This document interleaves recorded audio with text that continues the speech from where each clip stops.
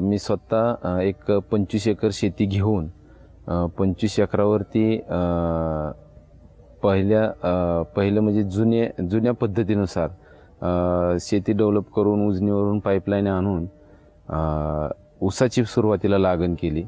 सुरुवातीला ऊसाची 2-3 पिकं घेतल्यानंतर कारखान्याचे ढासळणारे दर आणि ॲव्हरेज आणि शेतीवरचा खर्च याच्यातून उत्पन्न कमी मिळत असल्यामुळं बदल करावा म्हणून केळी या पिकाकडे गेलो असता 6 एकरवरती 7000 रोपांची लागण केली। रोप लागवडीपासूनच प्लांटो, दाणेदार वगैरे मिसळ खतामध्ये वापर चालू केल्यानंतर मला इतरांपेक्षा माझी केळी चांगल्या पद्धतीत येऊन एक्सपोर्टला गेली। साधारण ॲव्हरेजमध्ये 38 ते 40च्या आसपास रास मिळून मला 7 ते 8 किलोचा एका झाडामागे फायदा होऊन 50 ते 55 रुपये मला एका झाडामागे जास्त मिळाले। त्याच्यानंतर खोडवा संपल्यावर काही क्षेत्र रिकामं असलेलं ते दुरुस्त करून थोडंसं आणखीन बदल म्हणून मी पोपईची लागवड केली।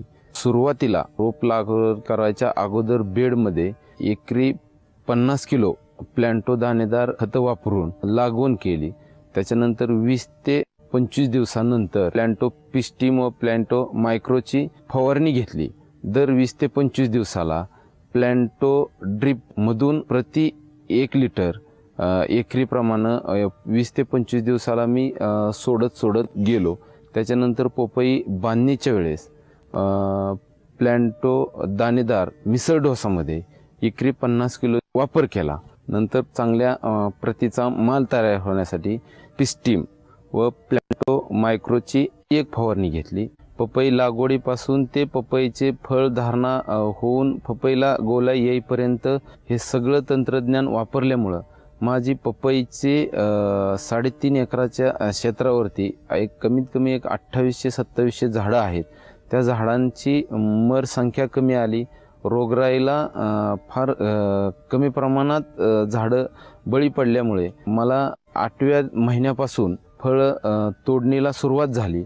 पहिला तोडा माझा 1.5 टनाचा निघाला असून आत्तापर्यंत 3 तोडे झाले आहेत आणि 3 तोड्यामध्ये माझा साधारण 10 ते 10.5 टन माल आत्तापर्यंत गेलेला आहे आणि 10.5 टनाला मला ॲव्हरेज 14 रुपये याच्या आसपास दर मिळालेला आहे।